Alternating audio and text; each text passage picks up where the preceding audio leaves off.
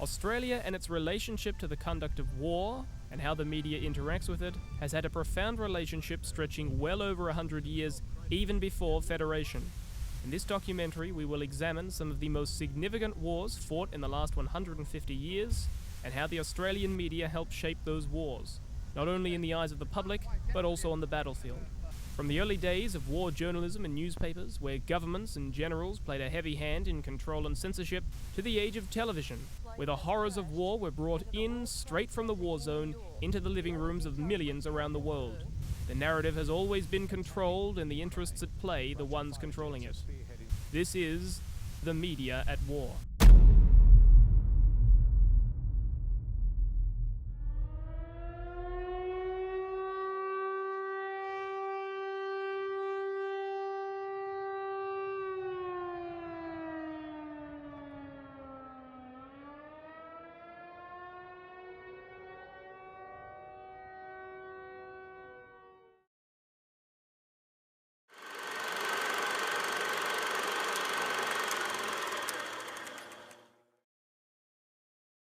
We travel back to the year 1899 to the Second Boer War. The Second Boer War was a conflict fought between the British Empire and the two Boer republics, the Transvaal Republic and the Orange Free State, starting in 1899 and ending 1902. The significance of the Boer War was that it was the first major war since the introduction of various education acts that made schooling mandatory and free throughout the British Empire in the 1870s and 80s. This rise in literacy meant that there was now a large readership base that was eager to find out all the juicy details of the war, especially since this war was the biggest war fought by the Empire since the Crimean War 40 years prior, with over 400,000 troops sent, including soldiers from the Australian colonies. So there was lots of interest from the public. The media played an important role in shaping the public's opinion of the Boer War. For instance, during the start of the war, the media did a lot of work boosting the public's patriotic support for the war. In the later stages of the war, the media reported on the atrocities of the new concentration camps and increasing loss of British lives. This started to sour the public on the conflict, putting pressure on the government to end the war sooner rather than later. There was also censorship of the war correspondents that were on the ground in South Africa following the army. For instance, every message or telegram a journalist wanted to send back had to be checked by the War Office censors and the general that the correspondent was following. Not only that, but the generals always sent their dispatches first before the journalists' reports, so that the newspapers at home would focus on what the general had said and not the journalists. Since the War Office and the generals essentially had to approve any journalist that would be in South Africa, this had the effect of quite favourable media coverage, even when things weren't going so well in the war. The generals all had differing attitudes towards the journalists. Buller and Kitchener tended to feel either annoyance or anger with the reporters, but they still used the press for good photo ops. Lord Roberts understood you could use the media for good publicity, even to the point where it is rumoured he held up Buller's progress just so he could get good publicity from capturing Pretoria without being overshadowed by Buller. The use of censorship can be seen in relation to the Battle of Spion Kop. On the 24th January 1900, British troops took the hill of Spion Kop while on their way to the under-siege town of Ladysmith. However, the Boers were awaiting them and rained down heavy fire from artillery. It was Britain's largest defeat in the war, with 364 men killed, over 1,000 injured and 300 captured. The Boers, on the other hand, only had around 50 men killed and just over 100 injured. In the days after the battle, the focus of the reporting in the newspapers was of the British troops' courage and splendour, and less on the actual disaster of a battle. When it came to reporting on the number of dead, the focus was more on how many the Boers had lost. One report from a young journalist by the name of Winston Churchill said that 200 Boers had been killed, which is blatantly false. It wasn't just the reporters making stuff up, but it was also the War Office, which stated that despite the reports of heavy Boer fire, only 24 British soldiers had died during the shelling, far below the actual number. Although it was clear how disastrous the battle was, the reporting at the time helped sweep the disaster under the rug, as by the time the truth was revealed, the public's interest was diminished when it came to the Boer War.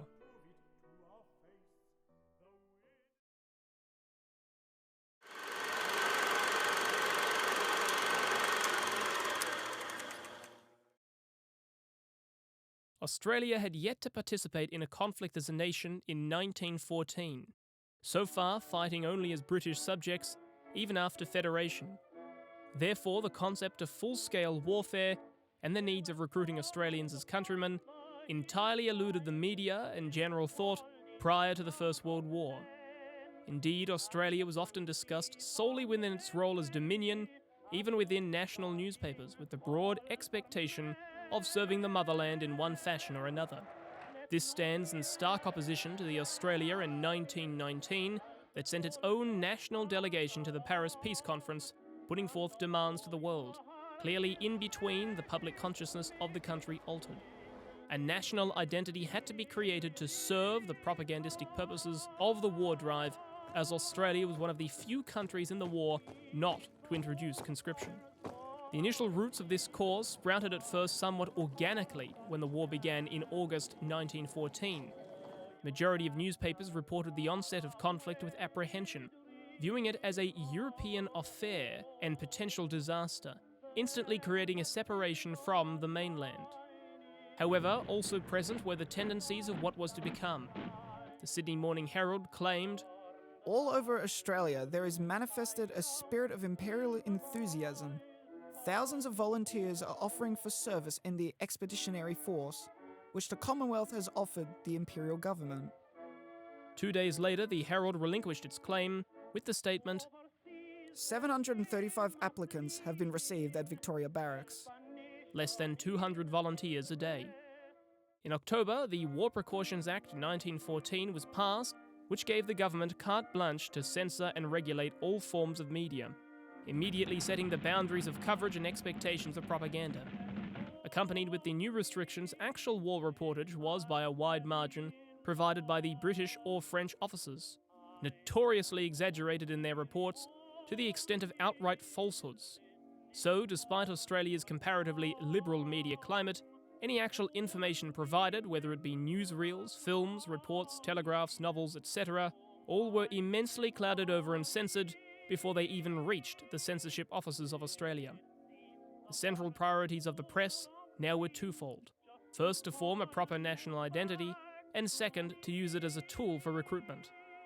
Atrocity propaganda, whilst certainly not native to the Australian newspapers, was widely embraced and marked a significant turning point towards outright universal condemnation and exaggerations against the enemy. The invasion of neutral Belgium in August 1914 and the systemic war crimes perpetrated by the German army were one such case, very quickly taken up by Allied press all around the world and galvanized into the rape of Belgium, with highly dramatized or outright falsified reports of suffering with few actual sources to support such claims despite the reality. A source of national identity was found with the formation of the Australia and New Zealand Army Corps in the beginning of the Gallipoli campaign. The first Anzac Day and related ceremonies were held throughout 1915 and 1916 as the actual campaign was ongoing, and subsequently continued to be held throughout the rest of the war as an occasion for patriotism and recruitment drives. The Anzac legend was born, and with it, a national identity through which recruitment could be obtained. By 1916, the British propaganda departments had all but taken over reporting on the war for Australian media, with most of the press simply parroting or outright reprinting what was distributed in Britain, spreading the harsh yellow journalism of Europe right into the heartland of Australia's reporting bubble. These wartime influences firmly set the path for Australia's coverage on all forms of issues for some time, and certainly the pattern on how conflicts were viewed and reported on.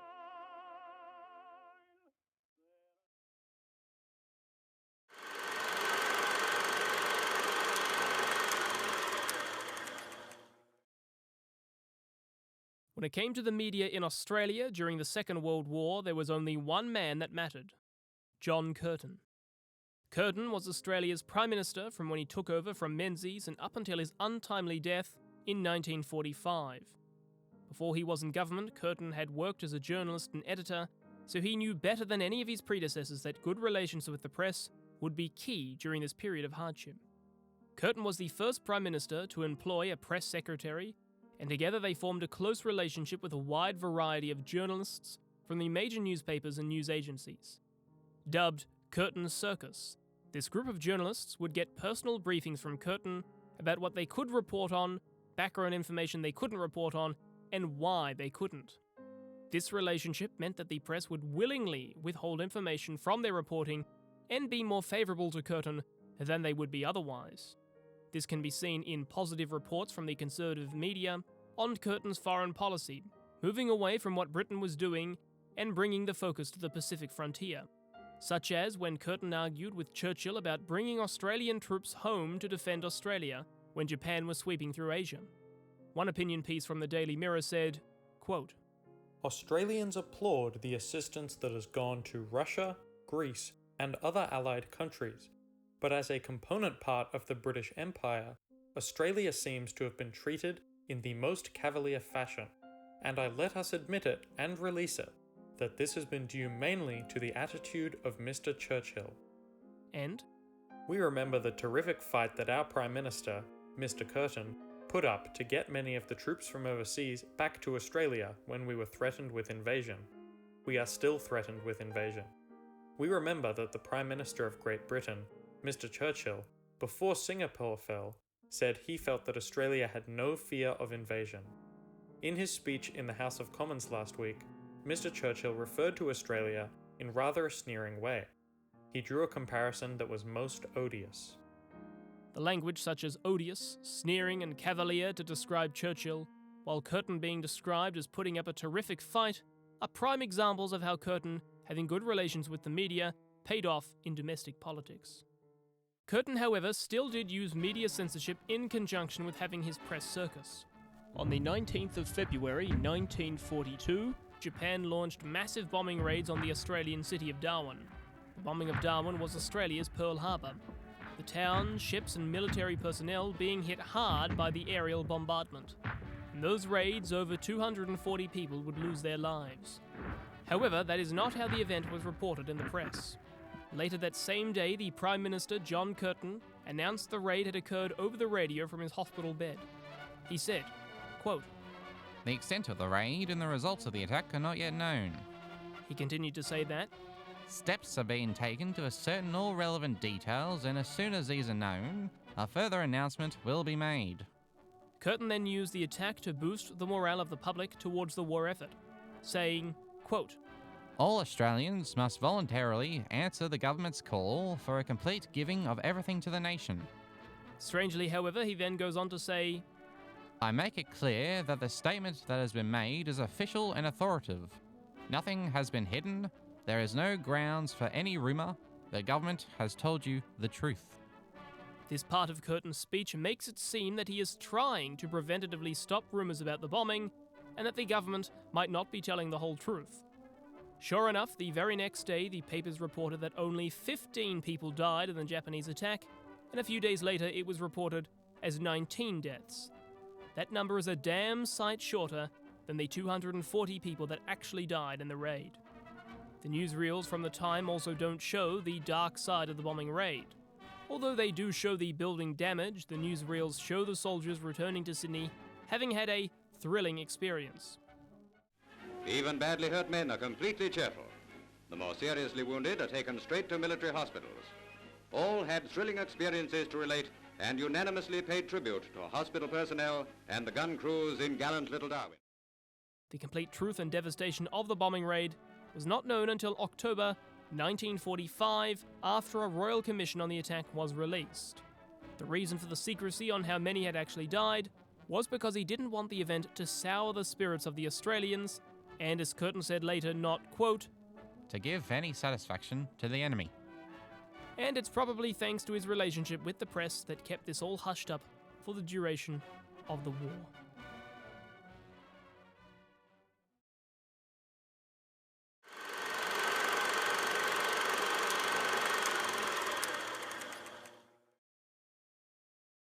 The domino theory is an American geopolitical concept that was introduced in the 1950s as the justification and basis upon which US foreign policy would be conducted throughout the Cold War, often being used as reasoning for military intervention, especially in Southeast Asia.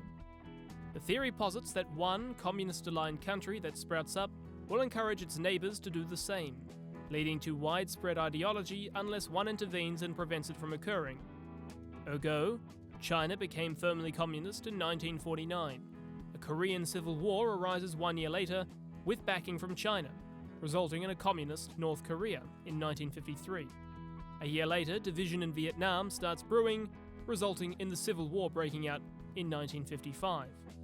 Adherents of this theory were widespread, including President Eisenhower and General MacArthur, and as thus it became widely distributed into the public conscious and broadly accepted, including other states in the Western world.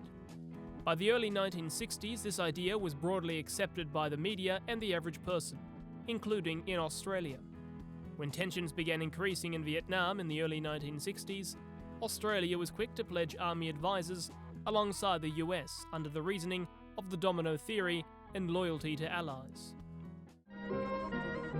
The role of the advisors is to train and advise soldiers of the Army of the Republic of Vietnam, the ARVN, mainly in the northern provinces. This was almost unanimously embraced by the media and the public, only enhanced by the general atmosphere of the Red Scare still lingering in the Australian press. Fear of communist intrusion was nothing if not encouraged. The Australian public knew very little about Vietnam as a whole, and were especially ignorant of the Viet Cong or North Vietnam in its entirety. The government encouraged media organizations to publish reports on communist brutality and their intentions of spreading their ideology beyond Vietnamese borders. Immediate attention is given the youngsters of Hanoi by a carefully coached boy who is molding his fellows into the communist pattern. The red flag over Hanoi casts its foreboding shadow of things to follow under the communist regime. In 1964, the US heavily increased its presence in Vietnam and began to send actual ground troops into the country, dramatically escalating the conflict under President Lyndon B. Johnson, who asked for Australian support. Prime Minister Sir Robert Menzies pledged ground troops into the Vietnam War, entering Australia into the conflict with troops arriving in 1965 under conscription services. The Australian public and media were so much in favour for participation in the conflict that the 1966 Australian federal election between Menzies' successor, Harold Holt, and Labor candidate Arthur Calwell overwhelmingly swept in Holt's favour, as Calwell's campaign was based on the issue of Vietnam, stating, "A vote for Menzies was a blood vote." The decision you make at this election will be a critical one. It will decide whether we increase our military commitment in Vietnam by sending more of our young men to fight, or whether we join nations like Britain, Canada, France, New Zealand, Sweden, Switzerland, and Ireland in giving civil aid. Even the greatest optimists are expecting a long, long war in Vietnam. The government has clearly indicated that more will be sent and that we will greatly increase our military strength in Vietnam. In America, conscription starts with 18-year-olds. Now young men up to 26 years of age are being called into active service. And so we see the net growing wider. And inevitably we must expect the same thing to happen here in Australia. Next February, the first of our university graduates will be sent to Vietnam. Young doctors, engineers, teachers, agricultural graduates, and scientists. But they won't be used to heal and to teach, and to give South Vietnam the benefit of their skills. They will be used to search out and kill the enemy. They will be destroying. On the election, the Canberra Times stated, "These disturbed the consciences of many ordinary citizens without succeeding in changing their attitude to one fundamental fact. That is, that the United States is Australia's friend and ally, and that her continuing presence in Southeast Asia is believed to be of vital importance to the security of Australia." Infamously, the Vietnam War was the first to be televised live as the conflict was ongoing, and this drastically altered the public's opinion as the years drew on, beginning around 1967, again following the US in its stead. Although Australia never received as widespread or as demonstrative of anti-war sentiment and protest as its American counterpart, there were several large-scale moratorium marches and arrests in and around major cities, which were heavily publicised, as well as the ever-growing concern on conscription, with polling numbers showing less and less support for the initiative by the year. The media tended to categorise the various protesters as young, radical upstarts, usually labelled as communist, and focus less on their reason for being there, but for the disturbance of the peace they were causing. However, as the news media continued to interview returning Vietnam soldiers who almost universally had a negative opinion on the war, and report on the civilian massacres carried out by American or Australian troops, the perception amongst the broad masses began to sway. The most significant issue that turned the most heads was the issue of conscription, which angered many and affected nearly everybody, causing groups to emerge all across the spectrum, from the socialist student groups to the mothers group Save Our Sons. Media and government control of information on the war had dramatically lessened by the 1970s, and the public was now routinely exposed to dissenting outlets and strong protests against the conflict. Troops began to be withdrawn in 1971, and with the election of Gough Whitlam, all troops were withdrawn by 1973.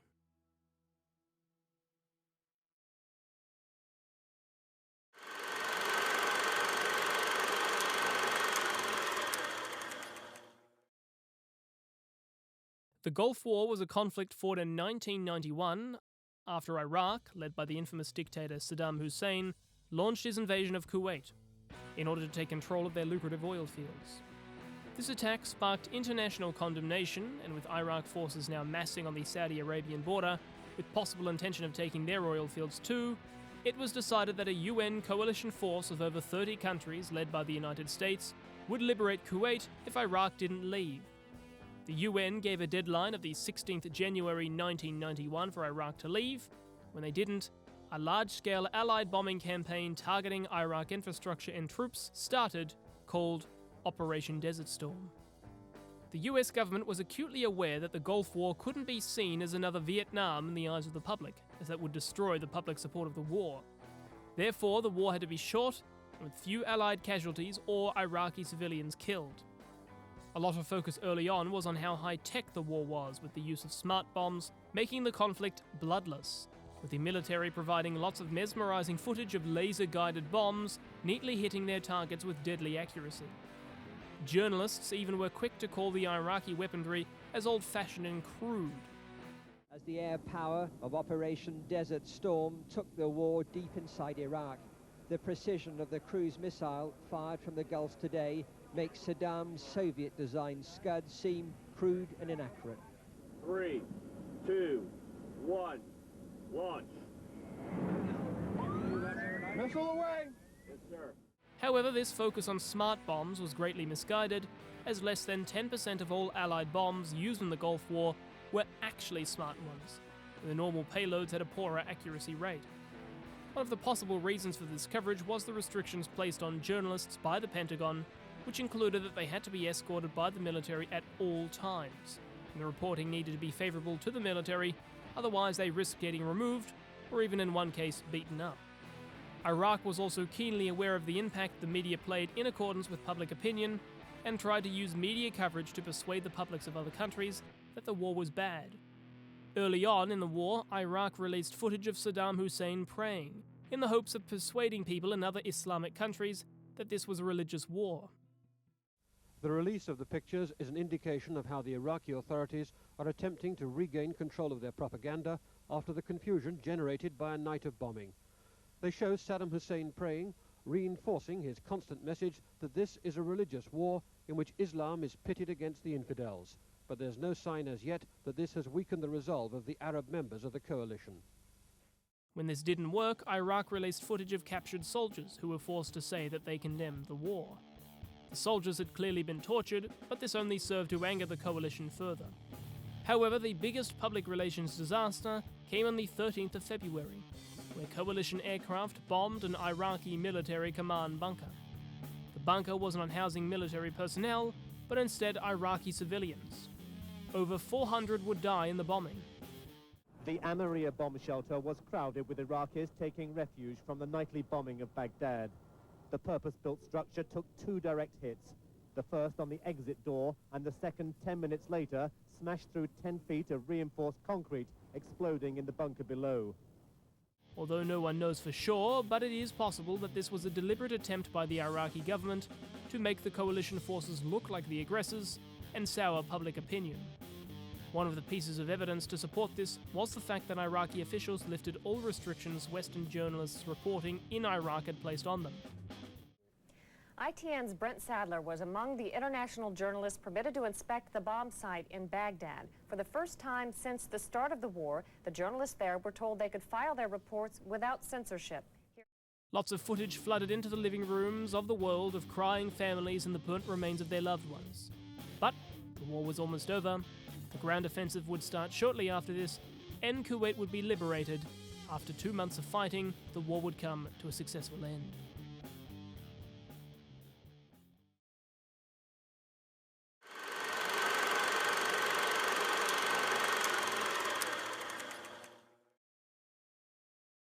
Now we reach the 21st century with the global war on terror initiated by US President George W. Bush in response to the September 11th attacks in 2001, specifically the conflicts in Afghanistan and Iraq.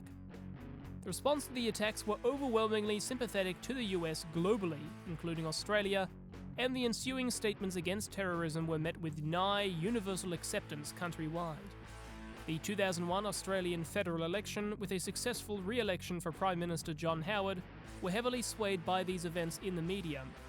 Howard immediately committing Australian military forces to assist the US, first with Afghanistan in 2001, and later with Iraq in 2003.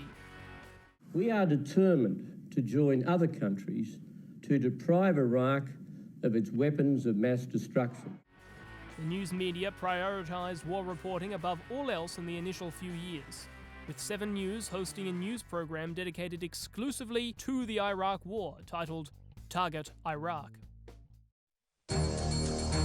Target Iraq, a 7 News special report with David Johnston. This program eventually became the 7 Afternoon News service. Rupert Murdoch stated in 2003, quote, "We can't back down now we hand over the whole of the Middle East to Saddam. I think Bush is acting very morally, very correctly. The greatest thing to come of this to the world economy, if you could put it that way, would be $20 a barrel for oil." And a year later he added, "Australia had no choice but to see the job through. The situation in Iraq has been misrepresented. There's tremendous progress in Iraq. All the kids are back at school, 10% more than when Saddam Hussein was there. There's 100% more fresh water. Most of Iraq is doing extremely well." The Australian newspaper foreign editor Greg Sheridan maintained a consistent, unwavering support for the war effort and the US, stating in 2003, quote, "The eagle is soaring. The bald eagle of American power is aloft. High above the humble earth, and everything it sees is splendid. For as it soars and sweeps, it sees victory, power, and opportunity."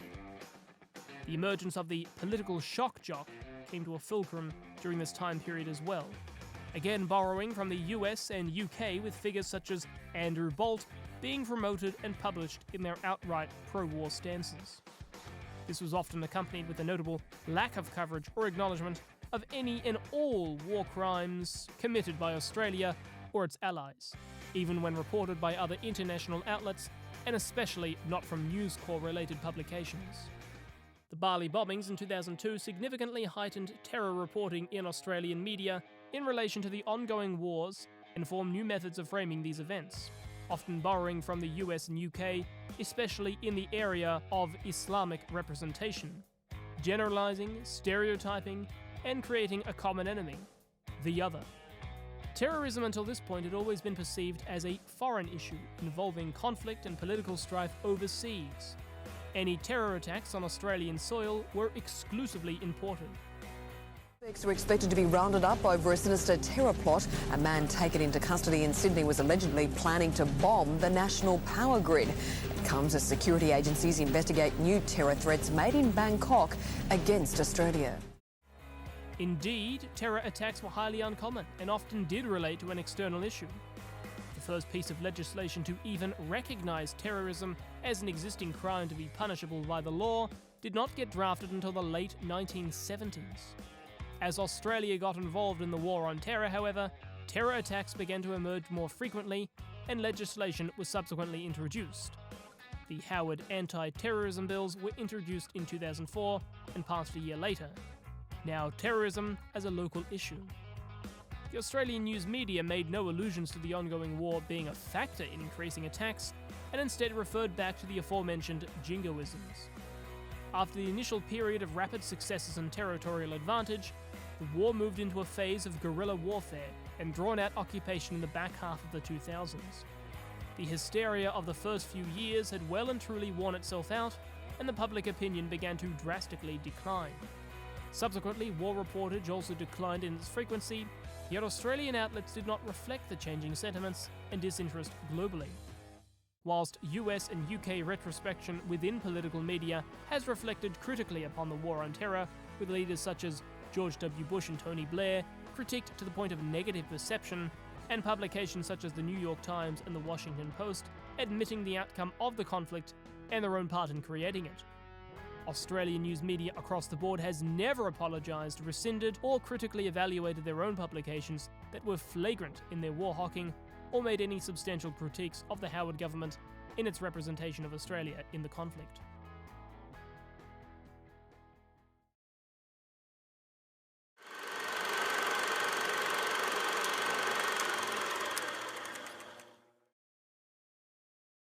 This brings us to the current day. Australia is not actively engaged in a major war at the time of recording, so there is not any media coverage in that respect. However, there are still major international conflicts ongoing, and Australia has interests in them in one fashion or another. Subsequently, news media coverage. There is of course a degree to which a certain level of bias and framing of reporting is altered by not possessing a direct hand in the conflicts, but that is not to say these biases do not exist. A good point of contrast and comparison is how the news media frames certain conflicts is the ongoing fighting in Ukraine and Russia, and Gaza in Israel, which began in 2022 and 2023 respectively. Almost immediately after the war in Russia-Ukraine began, the Australian government made its pro-Ukraine stance plain and clear, sending various forms of aid to the Ukrainian government and establishing economic sanctions on Russian goods. The Australian media followed suit, platforming several Ukrainian spokespeople and expressing a clear condemnation of Russian aggression. Subsequently, the public is in favour of Ukraine by a vast majority. Overall, a public, government and news media in a general cohesive agreement. The Gaza-Israel conflict has been a far more polarised and generally political discussion internally in Australia, with several large interests at play. The news media has indicated a strong backing of Israel, with strong Israeli backers for most of the media corporations, especially News Corp. The reports and statistics distributed by Israel are generally delivered verbatim, with little information regarding the source. Part of the problem here is that there is a very effective propaganda campaign being run against Israel. The Albanese government is aiding and abetting it, so are some media outlets. Prime Minister, what do you say to the libels that Israel is deliberately starving Palestinian children and is conducting a genocide in Gaza? A sympathetic slant is generally afforded to the Israel perspective in reporting, with attempts to interview and humanise the people of that country over the broad statistics and footage of the other. There are very clear differences in the method of reporting between these two conflicts that expose biases and interests despite the lack of actual involvement of the nation. Yet there is one factor in the modern media landscape which has developed over the past decade and continues to evolve: social media. Social media has been the great disruptor in the modern media landscape. In the conflicts of the past 100 years, people relied on the traditional mainstream press for information about any particular war. But with the rise in popularity of social media and smartphones, videos and photos of war taken by the ordinary people that are affected by it can be shared worldwide to millions of people, seconds after the event has happened. When I posted this first video, at the not even at the beginning, but a couple hours later, it had like 20,000 views, which was really, really insane amount. And when it reached like 20 million views, I was like, that is the half of my country's population. This allows information to be shared amongst people faster than news organizations can report on it or governments can control it. The prevalence of videos being shared on social media has had a huge impact on public opinion on war. Whereas in the past, governments and generals would try to censor information, and big news organizations would comply with those demands or have their own bias towards a conflict. Now, people can see the devastation of war directly without needing to go through the mainstream press. This makes it harder for governments to ignore or sweep any wrongdoings under the carpet, as social media can show the countless hours of destruction Israel has brought to Gaza that would otherwise be downplayed in the mainstream media.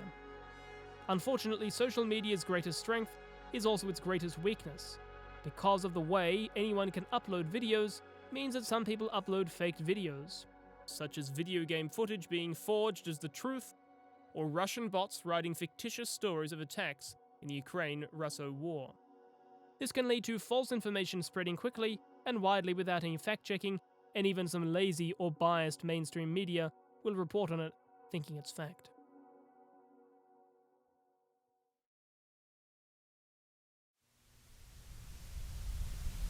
From the Boer War over 100 years ago through to the present-day conflicts of the modern age, news and media have been crucial in how these wars unfold and are remembered, because how wars are seen by the public can be critical in military victory or defeat. From generals trying to control what journalists say by force or by reason, to governments trying to boost public morale through the media. From the early days of mass readership to radio and television. Always oversight and censorship by those controlling the narrative. Now with the onset of the age of social media, in 100 years, who knows what the media at war will look like.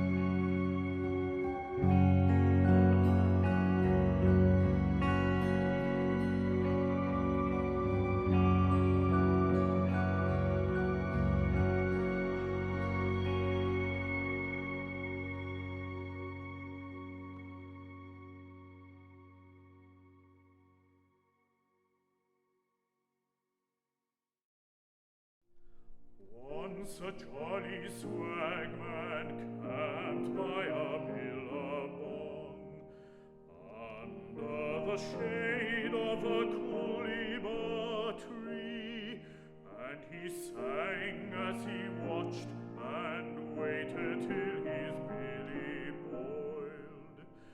You'll come a-waltzing, Matilda, with waltzing Matilda, waltzing Matilda, you'll come a-waltzing Matilda with me. And he sang as he watched till he